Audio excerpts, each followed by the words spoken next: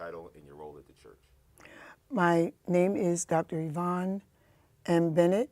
My role at the church, my husband and I pastor Hallelujah Christian Fellowship Ministries for 26 years. He is the senior pastor, and I pastor along with him. We've been doing this since 1989.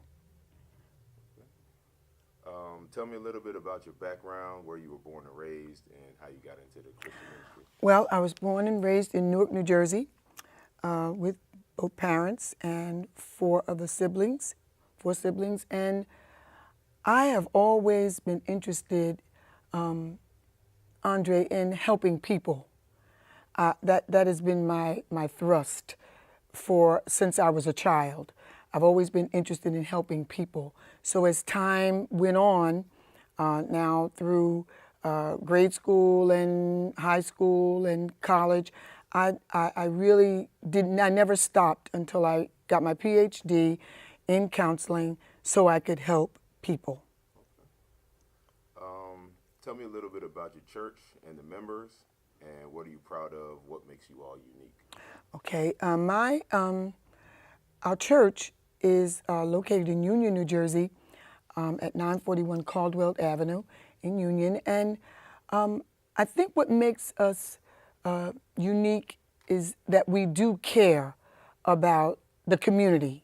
We care about people. We don't shun people away because of, I guess, the isms and the schisms and all the do's and the don'ts. That kind of makes us unique because we accept people for who they are, what they are. It doesn't matter because everyone has something to work on. So we just accept people, and I think the most important thing is we're known here in our church for our expressions of love. Why do you think the Christian church should pay attention to teen and unplanned pregnancy? They should really pay attention because it's for real. It's a real issue, and it has been, I've been brought up in church all my life, and that issue has been kind of swept up underneath the carpet. And I think the reason people don't want to deal with it, Andre, is because some people get offended. People leave the church because they feel you're picking on their child because it was their child that unfortunately did get pregnant as a teenager. But it's an issue that needs to be dealt with to try to avoid young people falling into that. There's so many ways that we can create and promote abstinence, because that's what we do at our church. It's abstinence. We don't deal with alternatives. We deal with abstinence.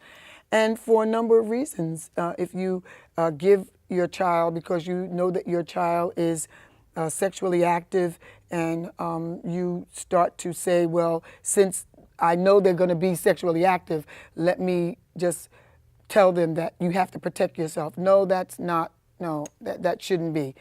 Then I feel you're condoning what you're trying to promote. You're trying to promote abstinence, and now you're going to say that it's okay to use contraceptives, and it shouldn't be. So the role of the church should be to keep an open mind. Keep an open mind, because this really does happen, and you shouldn't push the children away, the young people away that this happens to. You need to deal with the beginning, what's going on, what's leading this child into this. And I'll tell you, it really begins in the home. It starts in the home. I feel that children are a product of their environment, and they really need to see and hear their parents talk about how important it is to abstain. You need to teach them that. How do you teach them that? You try to limit what they watch and what they get involved in, the social media and so forth and so on. So it's the church's responsibility is to have seminars, invite people in, people that have an expertise in this. Let it be open. Let it be an open subject. You can't say everything you need to say in a sermon. So what do you think is the reason why people are not speaking about it? What is so uncomfortable about talking about this? I think it's fear. I think it's fear. Like I said, some people don't want to feel like you're stepping on their toes. And if you start to talk too much about teen pregnancies and unplanned pregnancies, and it's happening in your church, people sometimes feel they're picking on me. But that's not the case at all. You might save someone's life. What is the experience of young teenage girls in churches that ignore these topics? How do you think they feel? I think they're ashamed. They're ashamed to even address it, and I think one of the reasons why they're ashamed is because they don't want to be ridiculed and condemned. They don't want to be put down because sometimes it's unfortunate, but people, even Christians, can be very insensitive. They can be insensitive to what that child or what that teenager wants to say. I mean, you can't rely upon them getting the information from the secular because it may be different. It's going to be different than in the Christian circle. So I think it's really fear. I think they're afraid, they're ashamed. A lot of times these young girls have been molested. Some of them have been raped, and they're too ashamed to tell anyone because a lot of times the feedback is, what did you do to cause this? If you would dress properly, if you would do this, if you would do that. So you run them away from the church and you keep them from coming to the safe haven where they should be able to come and not be just pushed aside, but to have people engulf them with love and explain to them, listen, everyone has made mistakes and I want to help you through this. I want to give you the best advice that I can give you and fill you with knowledge and wisdom so that it won't happen again, because I do have to express to you the consequences of what you've decided to do. And I don't want you to think that I'm putting you down and thinking of you as less than, but you need to know there are consequences. Absolutely. So Joshua was telling me you have an abstinence program. Yes. That you're working with. Yes. Tell us a little bit about Yes, we've had a few purity class graduations, and one of them we presented the ring. We had a big banquet, and I'll tell you, it has really paid off because I can count the unplanned pregnancies in this church in 26 years on one hand. I can count them. And I give God all the glory for that, but I know it's not a closed subject in this house. We keep it open. I just wrote an article recently in my first launched out magazine on pressure cooked teens. And I expressed in that issue that teens are under a lot of pressure. And they should be able to come to the church. They should be able to gravitate to the right information instead of getting it outside, because a lot of times, of course, in the secular, people will say, well, don't worry about it. But it's not a worry, but it is a concern.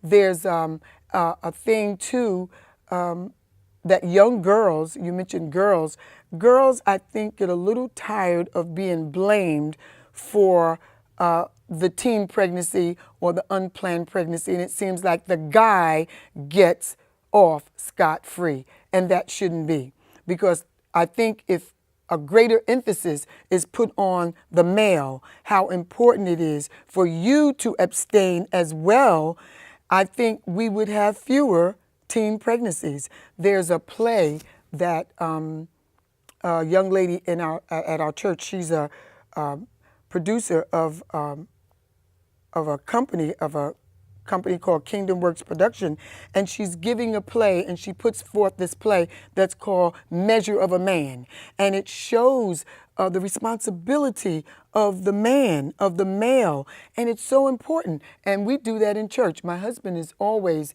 he's very open with how men should carry themselves. It's not just the female.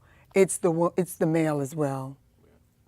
I guess that goes to my next question. I know it's important to reach out to young men, the boys in the situations, but why do you think they haven't been as responsible as they should be? I think, Andre, because boys mature. It takes a boy a lot longer to mature than it does a girl. And I think as a mother, sometimes mothers mother their boys, their sons, a lot more than they do the girls. Girls can kind of, fend for themselves. If they make a mistake, they can kind of, get with a group of girls. They can talk about it. But guys seem to hold it in. They're not as expressive as girls. So I think men's groups in the church is very important for the male species. I really do. They need to be nurtured from a male's perspective, a man that has been through some of the drama in their lives. And I think that's important too. I'm not saying that you have to, your life has to be full of sin to get a message across, but I do believe that you can't take a person to a place where you've never been.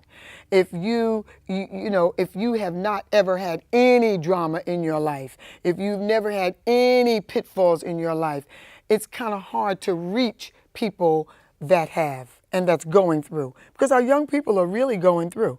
It's really a lot of pressure on them because they have a lot, the world has a lot to offer them. And it's unfortunate that a lot of them don't get the training in the home, and where else are they going to go? Absolutely.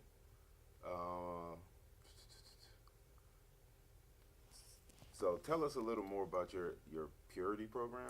Yeah, the purity program. How did it start? And was there a single instance that just said, "Hey, I got to do something about this"? Or Andre, it's something that I've always wanted to do. I'm a very open person, and I feel that being open and honest with people and people seeing the aftermath of what you've been through. I was 18 when I got pregnant, and my husband and I, we got married. We were married at 2 months. I was 2 months pregnant because you didn't go home and tell my dad you were pregnant. You went home and told my dad you're getting married. So I was out of high school, and 2 months later, we got married. I was 18 and he was 20. But through the process of that and going through the consequences of that, I felt that I needed to be able to offer something to the young girls to tell them, don't do it. It worked for me. I'm married 52 years to the same man that I conceived the child from. We were blessed with 2 children that I conceived. And then having an opportunity to raise a son. And it's just something that was on my heart for years, and I would never let it go. So once I got saved, and after being brought up in the church all my life, never heard of anything that we're talking about right now, I would always say, why don't they talk about what young people go through? So once I got saved and my husband and I started pastoring, that was really one of the first programs that was implemented in our church, the purity class. And we've done it more than once. You talked a little bit in the DC meetings about the fact that some church leaders are afraid of this conversation. They're afraid to share their own stories. Mm-hmm. And, why is it important to be, like you gave your situation, yeah. Like why is it important to be vulnerable with the kids and share? Because you have an opportunity for them to open up to you. When children feel that you're not trying to live that quote unquote perfect life, because no one's perfect. Everyone has had some junk in their trunk. And what I do, I remain open with the young people. And another thing that's very important with leadership, you can never feel that you're so above the young people that you can't meet them where they are. You don't hold them hostage where they are, but you have to meet them where they are in their thinking, because you won't know what they're thinking if you don't hear them. So I take the young people, the teens, I take them on trips. I pile them up in the van. We go to Virginia Beach. We go to the beach together. We go hang out at Dave and Buster's and play video games, and because they need to see that you're open and they will trust you. You have to build up trust with young people. You really do. Absolutely. If a congregation was going to take one step to start working on these issues, what would they do? I think one of the things that they should do, they should openly announce, especially on Sundays, because that's when your congregation is really there. They should let people know their plan. You should always have a plan. You should announce on whatever date you're going to have a guest speaker coming in and what they're going to deal with. They're going to deal with living young. You always give a topic that will draw people, because if you give a topic that you're going to give a seminar at church, we're going to deal with teen pregnancies and we're going to deal with bullying, that's not going to happen. People won't come. Living while you're young, a gravitated topic, and have hors d'oeuvres and have games. One of the things that I've done to draw the young people, I've gone to New York, to the district, and purchased a whole lot of jewelry and a whole lot of t-shirts and a whole lot of this, and set up this sanctuary, giving them fake money so they can go to those counters and purchase those items. You're showing them how to spend money, and you're showing them how important it is to share your time. And that builds up trust. So that's really the responsibility of the church, to have ideas outside of the every Sunday message. Because most people, their attention span is very short and they only get a few minutes of what you preach. So if you meet them right where they are as far as the young people having sex outside of marriage, and then the teen pregnancies and the unplanned pregnancies, all of this needs to be addressed, but you have to know how to address it. You just can't slap a person with that subject, because they're not going to hear you. They feel like you're picking on me. But in the church, it needs to be talked about. But there's a way that you do it. You set up seminars, and then those topics and subjects can be implemented in the seminar. So do you think just making sure that that platform is out there helps, like, a young lady or a young man feel comfortable coming to you about it? Because I was just going to ask, like, let's just say a young lady comes to you and says, Dr. Bennett, I'm pregnant. Yes. Then, what is the next step for you Right. in your relationship with that person? Right. That has happened. And what I do, number one, I give her as much love and hugs as I can, because she needs that. She needs that because she already feels less than. She feels ashamed.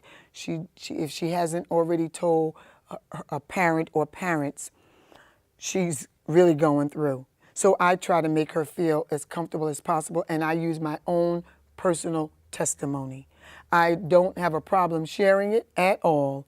I tell her how I got caught up as a young girl with my husband, who is my husband now, and I should not have done it, but it happened. And then I share I open up the conversation. What is your plan? How do you plan to take care of this child? And then I speak to her, or them together, because a lot of times that has happened where young people, because I'm a counselor, it does happen for the young people coming to me with this in this situation. And I say to them, you have to have a plan. What is your plan? Because you can't think of just you. You have to think of this child that's coming into the world. What is your plan? Can you afford to take care of this child? Are you planning to just put this child off on your parents, which is unfair? Then I bring to them I say to them, because I'm always hit with this, what about abortion? And I tell them abortion is not even up for discussion. Absolutely not. And I also share with them the importance of knowing that you have to think of the child and think of it from this perspective. There's a lot of people out there that can't have children. So adoption. And I share my story with them with regard to adoption because we did adopt a son. And he is 34 years old. We've had him since he was 8 weeks old. And we are so bonded. And it's unfortunate that he went to the military instead of going to college. And he came back with PTSD, schizophrenia, but he is my heart. We share together. He's taking his meds and he's doing a lot better.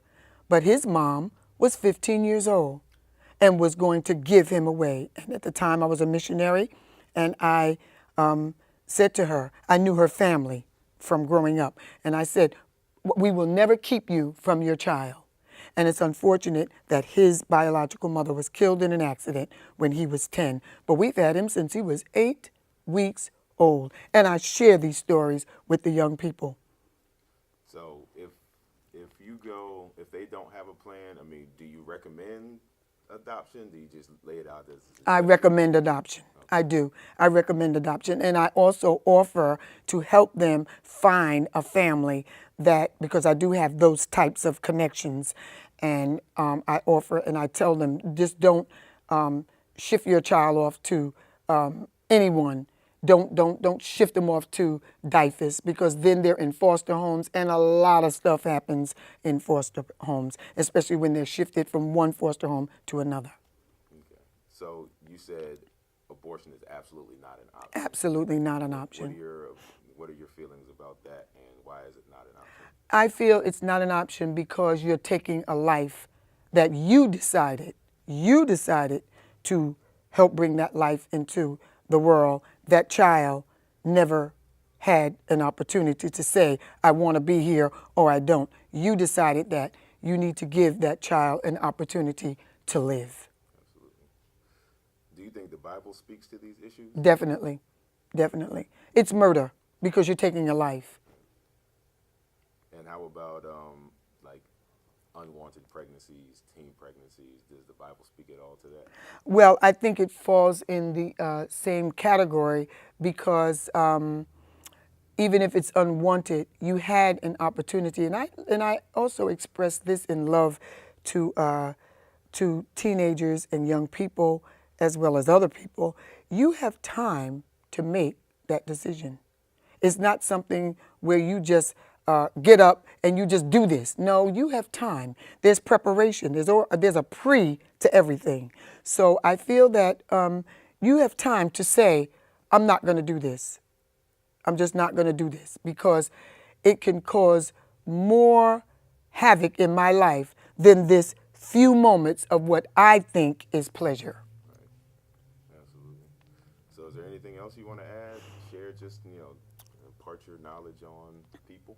Yeah, I would just like to say that it's important from a Christian perspective for people to really keep topics like this open in your church, because there's a lot of people seeking help and they don't know where to go. If they can't come to the church, where can they go? The church is supposed to be the hospital for healing. We do a lot of preaching on healing. We do a lot of preaching on deliverance. We do a lot of preaching on love. But where is the love when these things happen? That's the opportunity right then and there to show just how much love you really have in your heart.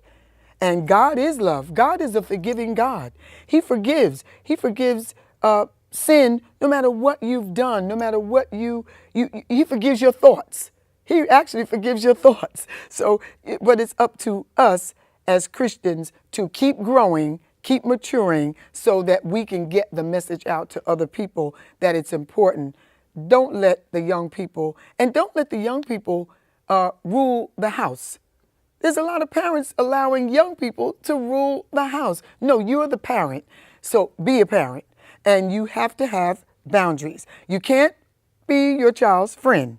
You are the parent. So you have to take control. And there's ways to do it. You don't beat the child down and the child make a mistake. You have to keep open. Just like I said, in church, parents have to keep those doors open for children to come to them. But once again, in church, because it's more adults in church than it is than there are young people, we have to keep getting that message out to the adults. Because you have adults that say, I'm just sick of this child. You can't kick your child to the curb. You can't. You can't. You have to love that child, and most of all, love them into the kingdom. Actually, going back a little bit, what has been your experience in dealing with the parents of the teenager that's come home pregnant? Yeah, you have to set, first of all, I think parents need to set an example. And what I mean by that, watch what you do and watch what how you express yourself and how you handle yourself in the home. Because children remember more of what they see than what they hear. I often say talk is cheap, but it costs something. You have to set an example in your home. And you can't hide behind closed doors because children are not stupid. They really do see more than you think they see. And they hear more than you think they hear. So you can't come to church and be that holier than thou, and then in the home, you're living a different life. You should make sure that that what you live in church, you live in the home, so children will feel free to come to you as a parent. Okay. I think we're good. That might be the last one. Well, I really thank you for the opportunity.